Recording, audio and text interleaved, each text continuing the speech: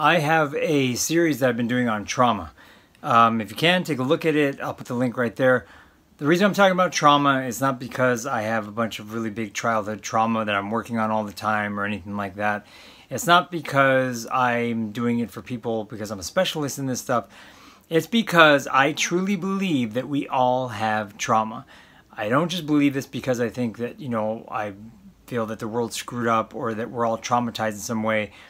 Most of the reason why I believe is because I see adults that are part of my community, especially as a parent, working with other parents, and they all seem to have traumas in some ways that they remember and they can bring back into their memory, into the current time where we're at right now. And these traumas match their behavior sometimes. I eventually see, whether it takes months or years or whatever it is, these behaviors pop up. And it makes me always recall and think about those traumas. My belief is that we all have trauma. It is part of life. It is part of our story. The thing that hurts us is when we don't use these traumas to define us in a very, very great way. Think about Batman, okay? The whole thing with Batman and making him this awesome superhero. Why would he put so much of his money and his efforts into helping others? It's because of the trauma that he went through. That's why he's doing it. That's how you use the trauma to do some great things in your life. That's what I want you to see. I do believe Buddha's first noble truth, life is suffering. It hits us all. There's not one person you can point to and say that person is exempt. That's not the way it is. And if we find a way to use this trauma that's in our lives, whatever it is to us individually, we can use it as a launching pad to really kick ass in life and help others. So that's why I'm bringing this up, and that's why today I want to bring up something that helped me, and this book right here is one of the best ways to do it. It's about soul retrieval. That's what the process is called. I'm going to give you a story on how it was introduced to me, even though I didn't know what it was, then how eventually I found this book and found I can do this myself and not have to pay hundreds of dollars or, for someone else to do it for me. So let's get started on some great storytelling, because that's what this is kind of about. It's about creating your story, creating your legend, which is what I'm all about. Let's go.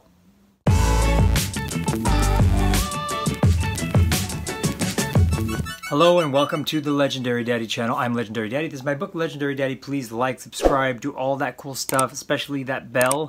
Ring that bell if you can, so that you can get my videos when they come out. So today I'm talking about trauma. I have a little bit of a series. I talk about these things that might be able to help us, because sometimes going to a shrink or going to someone like that doesn't exactly do it. It takes a little bit more. And I want to introduce you to this. There was stuff that I was realizing in my life that was holding me back, and these were connected with family. It was connected with my family, and you can't just exactly just jump out of your family in some way. I mean, you can try that. It doesn't really work sometimes. Sometimes you end up realizing that the people you end up meeting in life match them in some ways. But if you can heal it, maybe there'd be a way to be able to change it. That was my goal. So one day I looked up a shaman. I can't remember exactly how I did it. It might have been through a site that I was visiting on the internet, but it was right after I got married. We weren't even married a year, and my wife said, let's do it. Why don't you go take a look? And this had to do with a lot of family stuff, so I decided, you know what, maybe I can talk to a shaman. Met with this woman in this huge house that was just completely beautiful. And she lived about maybe 40 minutes away from me, half hour away from me. Went to go visit her. She took me into a room that was private and explained to me that she was going to begin the process. What I know now is that she did a process that is taught to shamanic healers that visit Peru. They greet, then welcome, and call upon the four corners of the earth, the four spirits. I'm not sure exactly how they call it, but it is the south, the west, the north, and the east. She did so with a rattle, and she did so by not ingesting a fluid, but putting a fluid in her mouth and spraying it out into the open. So that's what she was doing. It's kind of trippy because I was laying on probably like a massage table or some kind of, bed thing, and I'm watching this and I'm hearing her words, and we call upon this, we call upon the serpent of the south, the jaguar of the west, the hummingbird of the north, and the condor of the east. And I was listening, and I wasn't familiar with it at the time. And I just thought, like, okay, I kind of know what this stuff is coming from because I read the man's books, Shaman, Healer, Sage. Alberto Villoldo. It was a fun book to read. It inspired me with one of my movies that I wrote, a trilogy that I wrote. I knew where this was coming from because I thought, oh, this is the stuff that he teaches and that he was taught. So the woman went through her process, but then at some point when it finally came to the healing and the talking time, she asked me, okay, so do you remember a point in time back in the past where you feel that there was this hurt or this traumatic experience? And I explained to her, yes, I would like to choose one that I know of, because it seemed so real to me, and I was so young. I don't remember much things in my life at that time. She asked me what it was. I'm going to share that with you now. I was probably about 4 or 5 years old. I was playing on the living room floor of our home. My dad was sitting in his recliner chair, like men had, you know, back in the day with that. And I was there. I don't know where my other siblings were at. My mom walks in the front door. It is nighttime. She walks in the front door, closes it. My dad gets up out of the seat, and when she passes through, he turns and kicks her in her behind, like kicks her really hard. I am guessing he was angry because she came home late. My mom was like a good mom. She didn't cheat or do anything like that. So I don't think there was anything involved with that, not at all. I think it's was my dad's way. And the way he was as a person, and being angry because she didn't call or because she wasn't doing her woman's part, doing what she was supposed to be doing, what he thought in his mind. Regardless of what it was, I remember that, and it was so alive to me that I can recall it, and recall being little, and recall being frozen, and being afraid. So that's the story that I told her. I just told her step by step of what happened. I didn't talk about what I just told you about my mom and my dad's past or anything like that. She said, okay, where did you go after this? And I thought, I don't know. I told her the truth. I don't know. I was frozen. That was it. That's all I know. Where would you have gone? She asked me. I said, I'm guessing because I was scared, I probably would have went to the comfort of my bed or my room. She said, okay. My eyes were closed during this. She's walking me through it. She's like, see yourself running to the bedroom. Okay. I could see it easily. It was really, really eerie. And then I saw myself climbing up the bunk bed, being on top. She said, okay, what else do you remember? I said, I don't remember anything else. That's it. That's where it ends. And she says, okay, wait here. I want you to imagine yourself as a grown man now, walking through the front door, going the straight path back to that back room. And I can see it. I can see going through the living room, my parents' room, bathroom, another room, back to my room. She's like, now I want you to put your hand out to younger you, the 4-year-old who saw this trauma, and tell him you're coming with me. And take yourself up, young you, put him in your arms. So I did so. I did what the woman was saying. I saw it visually. She said, now, I want you to go to both parents. Walk over to them. Did that in my mind's eye. She said, now you tell them, I'm taking him with me. I'm taking care of him because you guys cannot do it. So I'm taking him. I did so. I did that in my mind's eye, in my imagination, I guess. I did that, walked out of the house, and she said, where are you? And then I told her I was at some house on top of a cliff overlooking the ocean, and it was mostly seemed kind of like empty, but it was very beautiful, very nice house. It reminded me of Tony Stark, Iron Man, like. It wasn't that huge, but that's what it was. And I was there with little me.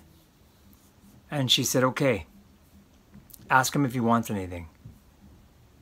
And I asked him, and he said chips. And I told her, I said, he says he wants chips. And she was like, okay, give them to him. And this is where I started crying a bit. because I handed him a bag of Dorito chips. And he sat there quietly and ate them and was very, not happy eating them, but was very, he was okay. He was safe. And then she said, okay, now what are you going to do? I said, he wants to go down to the water. Don't know how, but we were right along the shoreline and he was laughing and happy and kicking the water with his feet. And I remember just watching him and thinking, wow, he's really happy. And that was it. She stopped it somehow and said, okay, we're gonna, and I can't remember what she did after that. But I think because of the crying and because of the feeling like, wow, this feels very weird and real, and feeling really great and healing, that was taking care of my trauma. So now I want to explain to you how I learned to do this on my own.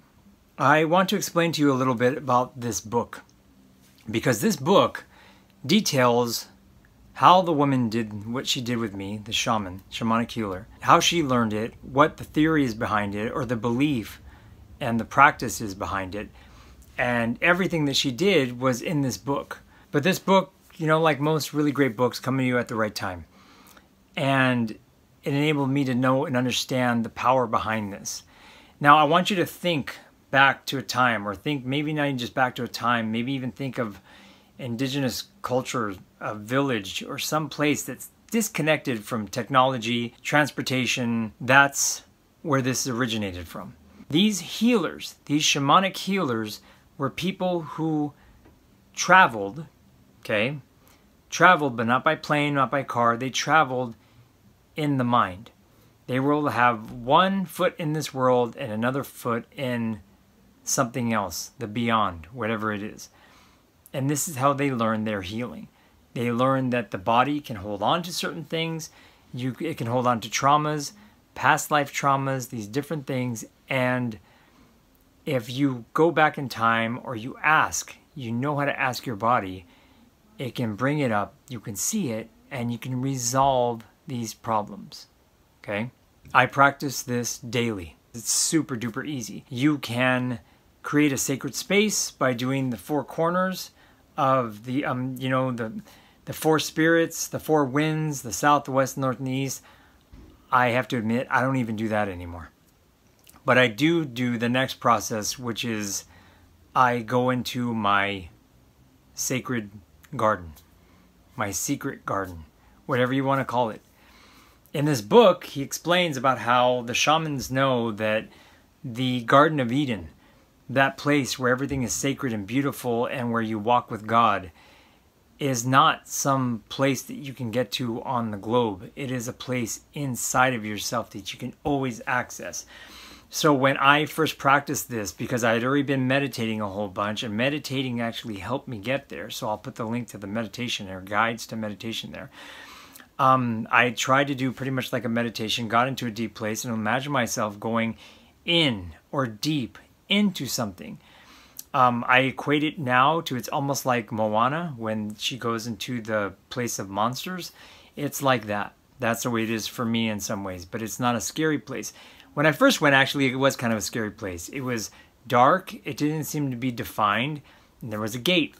I imagined the gate, like the book told me, and imagine a person that I have to ask permission to enter. A beautiful woman. Mother Earth, I believe, or the spirit of Mother Earth.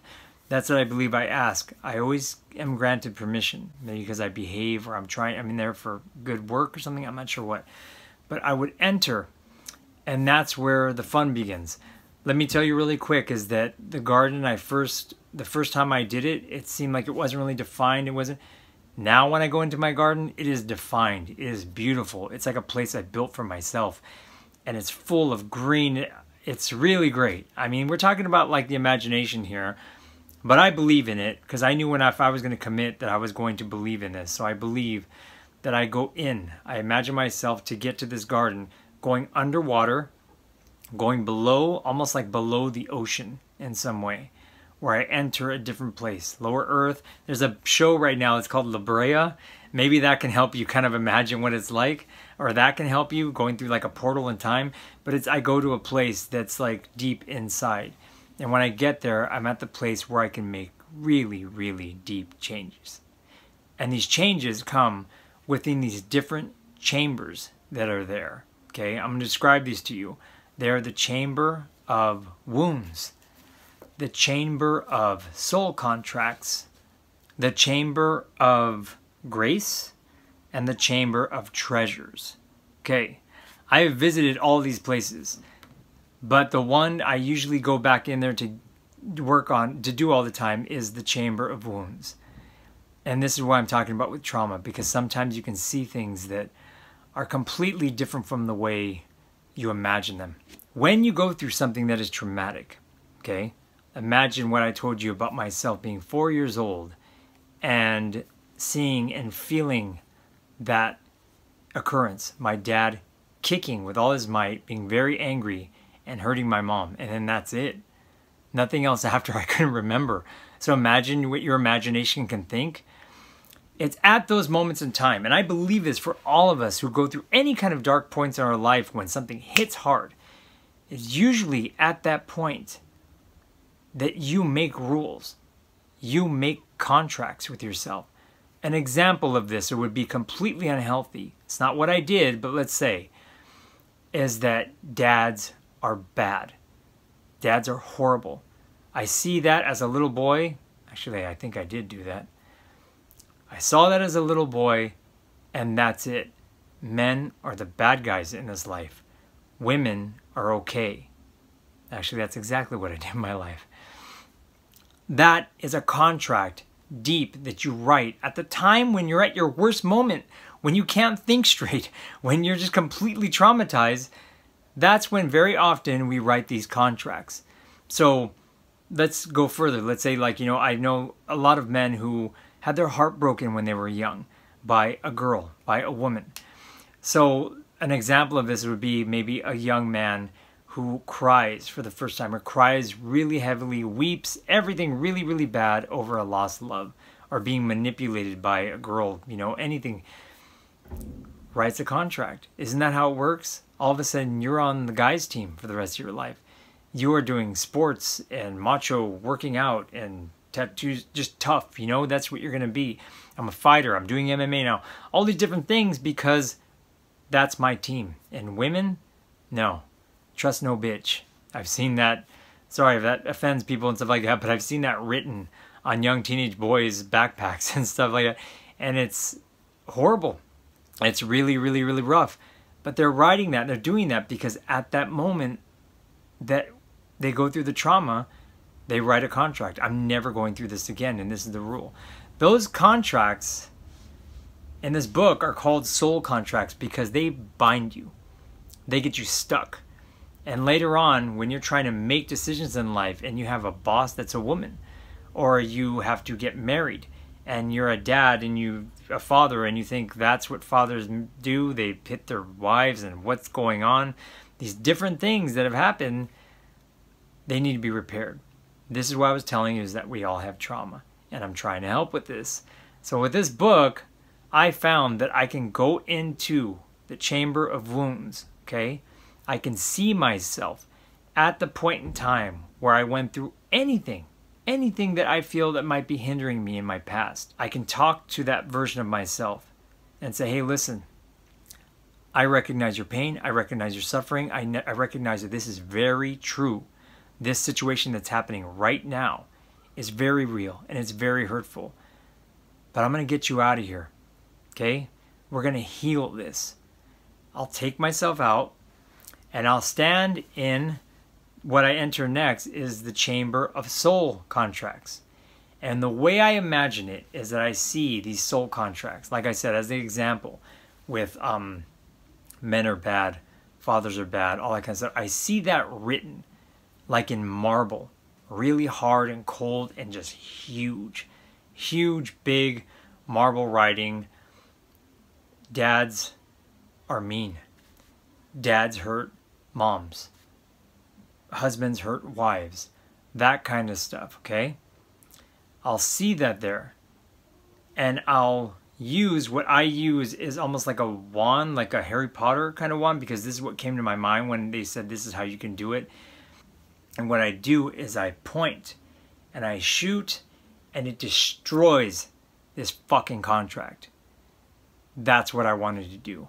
That's what I've done. I don't know how many freaking, like over 100 times now, with so many different contracts. It is the best freaking feeling ever. Imagine being in a deep place that you call your garden, where you're, where you can write things into your soul. You go in there, you heal yourself, you pull yourself out of these situations, you rethink with an adult mind, and you decide, okay, now with this powerful wand, we're gonna blow up this contract that's been screwing you up for years and could have screwed you up for decades. And now we're gonna write in light, in a bright shining light. We're gonna write in handwriting, whatever you want. Daddies love mommies. Husbands love their wives. Husbands teach their children, their sons, to love women. Anything that you think, you can think about it before you get there. You can think about what it, sometimes I find out while I'm writing it, and I write it in light, and it glows and it shines bright. And to me, it's like it's being burned inside of me somehow. It doesn't hurt, but that's the way it feels. And after that, the me that this is what the way I experience it. Doesn't say do this in the book. The way I experience it is that the me that I saved or that I pulled out of that traumatic experience is no longer separate from me. It became me that I walk out with. I leave, close doors, close chambers, say thank you. I try to make the flowers grow or whatever I need and see that everything's flourishing inside. Close everything up, come to the surface. I'm done. This book is so much fun. This book has helped me so much. I don't mind playing with this. If you click away from this because you think this is a bunch of hooey, that's fine. I completely respect it. I'm not Peruvian. I have no reason to follow this man other than I just loved his stories that he wrote. And in this form of healing, it just spoke to me. I loved it when the shaman woman did it to, help me and guided me the first time. And I love it now. It is something that is just completely great. I can go back and fix anything. I feel I have the power to be able to do that. And that's why I'm bringing up this book to you, is because I want you to be able to find that power too. I did something similar to this with a friend of mine. He's an artist. And I guided him. We did it at the park. He's a dad, a husband, really cool guy, and he was telling me, I can't do this work that I have to do because I have this issue coming up. So I thought, dude, listen, I'm going to try to help you. This is what helps me. He trusted me. I love him very much. I guess he respected me enough to be able to, he shared everything with me. So I told him, I try to guide him into a safe place, a sacred space, and imagine this and that, and I helped him through it. Months later, when I had to ask him to help out with some artwork, I was kind of scared to mention it, but I said, hey, listen, that thing that we did in the park that I guided you through, did it work? Do you feel it did? And he said, yeah. He said, I wouldn't be doing this right now. He's like, it's like a block. It was like a block that was, like I couldn't do art, or I couldn't do this. He's like, but once we did that, he's like, no, I'm not kidding. That's the reason why I'm able to do this artwork now. He said, I had like a block, like what writers, I guess, would have a writer's block. I had a block and it removed it. He said, you removed it, but the truth is he did it. So I encourage you to check out this book if you're suffering through any kind of trauma, and just think, it's fun. To me, it's really, really, really fun. And that's not even where it ends. That's the lower world that you go into. There's also the upper world where I don't visit too often, but it's going up into like the heavens instead of inward. And there's also the gifts, that you can get from this. There are gifts you can walk in with. I have to reread it because I started looking and was like, man, I want some gifts. I'm going to go back in. Power animal. You're a power animal, which I did something for that. I was so in love with this and I was doing it so often that I decided to do it. And yeah, I got my power animal. I didn't like it, but it came to me, and then I kind of like felt myself holding it, and I just like, no, I dropped it and just said, no, that's not what it is. And then it came back again, and I thought, oh, you gotta be freaking kidding me. And that was what the answer was. I never would have thought of this animal, and that's what came. So yeah, it's fun. It's a blast. You can learn so much. And like I said, I do believe that there are a lot of people, so I mean all of us, going through our own different traumas, our own different things. And I wanted to be able to share this so that maybe you might be able to find some kind of healing or rewrite things that you think might be directing your sail. Even though you want to go in this direction, something inside of you is making you go that direction. I think we all suffer from that a bit. There are a lot of grown-ups I see all around me suffering from that, and I wanted to offer my help. So if you can, like and subscribe, support the channel, hit that little notification bell, because it'll give you a little notification showing a number, you know, and you click on it and it says, hey, Legendary Daddy put out a new video, and you can give it a look. You can always give me requests too if you want to have me talk about anything in particular that might be able to help. And that's about it. Love you very much. Let's get out there and heal the world the best that we can, one step at a time. And peace to you and yours and your family. True peace in here.